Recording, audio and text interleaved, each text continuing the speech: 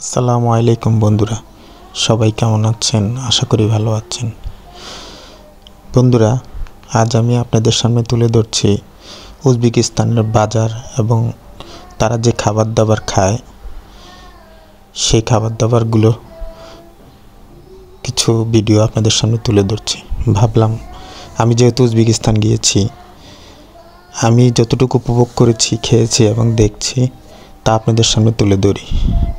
আর তারই ধারাবাহিকতার কিছু ভিডিও আপনাদের সামনে তুলে ধরলাম। আশা করি ভিডিওটি দেখে আপনারা কিছুটা হলেও উপভোগ করতে পারবেন যে উজবেকিস্তানের লোকজন কী খায় এবং তাদের বাজার দেখতে কেমন এবং তাদের নিত্য প্রয়োজনীয় জিনিসগুলো কিভাবে বাজারে সাজানো হয় তা দেখলে বুঝতে পারবেন। এই যে বন্ধুরা দেখতেছেন, তাদের বিভিন্ন ধরনের বাদামগুলো সাজানো, মানে কত প্রকারের যে বাদাম আছে তা আসলে গুণে শেষ করা যাবে না। এগুলো হচ্ছে তাদের ঘরে ডেকোরেশন করার জিনিসপত্র। এগুলো কিন্তু সবগুলোই তাদের হাতের তৈরি এবং তাদের হাতের তৈরি এত নিখুঁত, যেটা দেখলে আপনি বুঝতে পারবেন না যে এগুলো কি হাতে তৈরি নাকি মেশিনে তৈরি। অ্যাকচুয়ালি আসলে দেশটা যেমন সুন্দর, তাদের জিনিসপত্রগুলোও সুন্দর। আর তাদের বাজারগুলো এত সুন্দর করে সাজানো, দেখলে মনে হয় যে কেনাকাটার আগে দেখলে মনে হয় যে শুধু তাকিয়ে থাকি। বন্ধুরা, আমি উজবেকিস্তানে বেশ কিছুদিন ছিলাম এবং সেখানে থেকে তাদের যে সংস্কৃতি, বাজার, খাওয়া দাওয়া সবই উপভোগ করেছি। এই বাজারটি দেখছেন, এই বাজারটি বিশাল বড় বাজার এবং বাজারগুলো এত সুন্দর সুসজ্জিত যে দেখলে মনে হবে না যে এটা একটা বাজার, মনে হবে যে এটা একটা মার্কেট। আসলে এটা একটা বাজার। এখানে আপনার তাদের নিত্য প্রয়োজনীয় চাল, ডাল, ডিম, আটা, তেল, মশলা থেকে শুরু করে সব ধরনের জিনিস পাবেন। বন্ধুরা, আগেই বলে রাখি যে উজবেকিস্তান হচ্ছে সম্পূর্ণ একটি মুসলিম কান্ট্রি। এখানে প্রায় 99%ই মুসলমান। এর জন্য তাদের আচার আচরণ কালচার সব মুসলিম। আর এদের ব্যবহার এবং এদের মন মানসিকতা টোটালি আলাদা এবং এদের সাথে চলাফেরা করলে বোঝা যায় যে এরা কতটা ভালো মনের মানুষ এবং কতটা হেল্পফুল। এটা সম্পূর্ণ একটা বাজার। এই বাজারে আপনি যত সুসজ্জিত জিনিস, ডাল, চাল সব কিছুই পাবেন। তাই এছাড়াও এখানে বাজারে একটা জিনিস লক্ষ্য করবেন যে বেশিরভাগই বাজারে মহিলারা বাজারে বসে, অর্থাৎ দোকানদারি করে। কিন্তু মহিলারা বসলে কী হবে, তারা যথেষ্ট পর্দাশীল এবং আপনার সাথে কথা বলবে যথেষ্ট বিনয়ের সহিত, যেটা আপনি মানে মাথায়ও আনতে পারবেন না। আর বিশেষ করে আমরা যারা বাংলাদেশ থেকে যাই, তারা আসলে যেভাবে চলাফেরা করি না কেন, ওদের কালচারের সাথে যখন আপনি 2-1 দিন চলাফেরা করবেন, আপনার মনের সেটা চেঞ্জ হয়ে যাবে। আমি বন্ধুরা উজবেকিস্তানে প্রায় 1 মাসের মতো ছিলাম। এই 1 মাসে আমি উজবেকিস্তানের আশেপাশে যে কয়টা দেশ, সবগুলো দেশে ঘুরেছি। উজবেকিস্তান, তাজিকিস্তান, কাজাকিস্তান, কিরগিজস্তান, এগুলো সবগুলোই ঘুরেছি। ভাবলাম যে আপনাদেরকে একটু তাদের কালচারগুলো দেখাই। এই যে দেখেন মার্কেটের বাইরের অংশ, মানে এত সুন্দর, এত সুসজ্জিত, যেটা আপনি আসলে নিজে না দেখলে বুঝতাম না। এগুলো হচ্ছে তাদের সম্পূর্ণ মশলা। দেখেন মশলার দোকানে মশলাগুলো কি সুন্দর করে ডেকোরেশন করে রাখছে। দেখলেই মনে হয় না যে এগুলো মশলা, মনে হয় যে কালারফুল কিছু সুসজ্জিত করে রাখছে। আর উজবেকিস্তানে আপনার যথেষ্ট পরিমাণে মশলা পাওয়া যায় এবং ফলের দিক থেকে উজবেকিস্তান আমার কাছে মনে হয়েছিল যে এমন কোনো ফল নেই যে তাদের নেই। এবং ফলগুলো ড্রাই ফল থেকে শুরু করে, অর্থাৎ ড্রাই ফ্রুট থেকে শুরু করে আপনার এবং কাঁচা ফল সব ধরনের ফ্রুটসই পাবেন এখানে। অ্যাকচুয়ালি তারা আমাদের মতো এত মানে মশলা কিংবা এত তেল জল দিয়ে রান্নাবান্না করে খায় না। তাদের খাওয়া দাওয়া হচ্ছে খুব সিম্পল। দেখা যাচ্ছে হয়তো তাদের প্রধান খাদ্য হচ্ছে রুটি, ভাত খায় না বললেই চলে। আমরা যেমন প্রচুর ভাত খাই, তারা ভাত খায় না বললেই চলে। তারা রুটি খাবে, রুটির সাথে হয়তো দেখা গেছে ফল ফ্রুটস খাবে, কিংবা তাদের যেই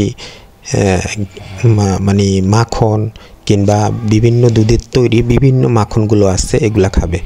আর ফ্রুটস তো আছেই।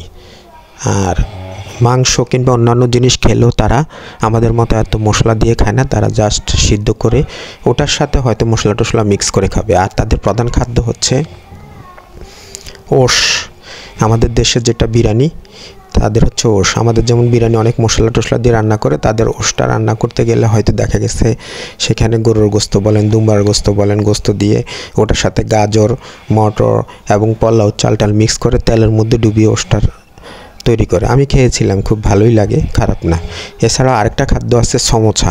সমোসাটাও খুব জনপ্রিয় তাদের এবং খুব মজা। সমোসাটা আপনি পটেটো সমোসা পাবেন, তারপরে মাংসের পাবেন। এছাড়া এই দেশের মানুষ মাংসের পাশাপাশি ঘোড়ার মাংস খেয়ে থাকে এবং খুব সুসজ্জিত করে তারা ঘোড়ার মাংস খায়। দেখেন বন্ধুরা, বাজারটা কত সুন্দর করে তারা সাজিয়ে রেখেছে। মানুষ কেনাকাটা করতে এসে বাজার দেখেই মুগ্ধ হয়ে যায়। বিশেষ করে আমরা যারা যাই বাংলাদেশ থেকে, তারা এগুলো দেখেই মুগ্ধ হয়ে যায়।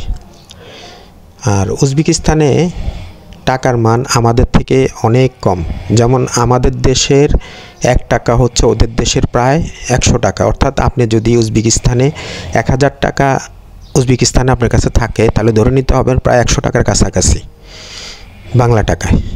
তো এই জন্য উজবেকিস্তানে যখনই আপনি টাকা পয়সা দিয়ে বাজার করুন, মনে হবে যে আপনি লক্ষ টাকার বাজার করে ফেলছেন। আসলে লক্ষ টাকা, ওইখানে লক্ষ টাকা, আমাদের দেশে হচ্ছে 10,000 টাকা। তাহলে ওইভাবে বাজার করতে হয়। আর এছাড়াও উজবেকিস্তানের পরিবেশ, থাকা খাওয়া আমার কাছে ভালোই লেগেছে এবং দেশটা দেখার মতো অনেক কিছু আছে। তো আজকে আপনাদেরকে এই বাজার সম্বন্ধে কিছুটা আইডিয়া দিলাম এবং তাদের খাবার দাবার সম্বন্ধে। দেখেন শাকসবজিগুলো কত সুন্দর করে সাজিয়ে রেখেছে এবং তরতাজা। দেখেন, যেই দেশে সারা বছরই শীত থাকে প্রায়, তারপর তাদের দেশে কত সুন্দর ফসল উৎপাদন হয় এবং তারা কত শৃঙ্খলভাবে চলে। দেখছেন বন্ধুরা, উজবেকিস্তান হচ্ছে একটি পর্যটন কেন্দ্র, কিন্তু আমাদের বাংলাদেশের কিংবা আরও কিছু দেশের লোকজন কিছু অসাধু উপায় অবলম্বন করে উজবেকিস্তানটাকে নষ্ট করে ফেলতেছে এবং পর্যটন শিল্পটাকে নষ্ট করে ফেলতেছে। ওরা ওখানে, অর্থাৎ বাংলাদেশের কিছু লোকজন অর্থাৎ দালালরা আছে, ওইখানে মানব চক্রের একটা ঘাঁটি বেঁধে ফেলছে। অর্থাৎ ওইখানে, কারণ উজবেকিস্তানে আপনার ই ভিসা দিয়ে যেতে হয়, ওই ভিসা দিয়ে কিছু লোকজনকে নিয়ে ওইখানে মাসের পর মাস রেখে দিয়ে ওইখান থেকে বলে যে বিভিন্ন দেশে ওদেরকে নিয়ে দেবে। আসলে ওগুলো সম্পূর্ণ একটি মিথ্যা বানোয়াট।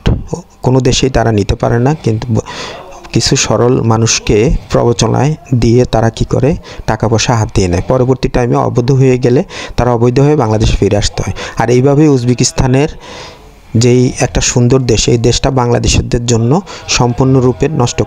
বাংলাদেশিরা সম্পূর্ণরূপে নষ্ট করে ফেলতেছে এবং বাংলাদেশিদের জন্য ভিসাও বন্ধ হয়ে যাচ্ছে এবং গেছে। আর সামনে ভিসা খুলবে কিনা জানি না, তবে এই ভিসা বন্ধ হওয়ার পিছনে আমরাই দায়ী।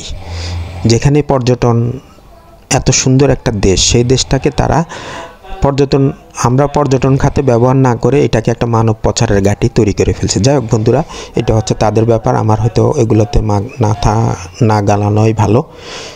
তো আজ দেখেন বন্ধুরা, বাজারটা আপনাকে দেখাচ্ছি কত সুন্দর। এই যে দেখেন, মাটির নিচে অর্থাৎ আন্ডারগ্রাউন্ডে তাদের কত সুসজ্জিত বাজার।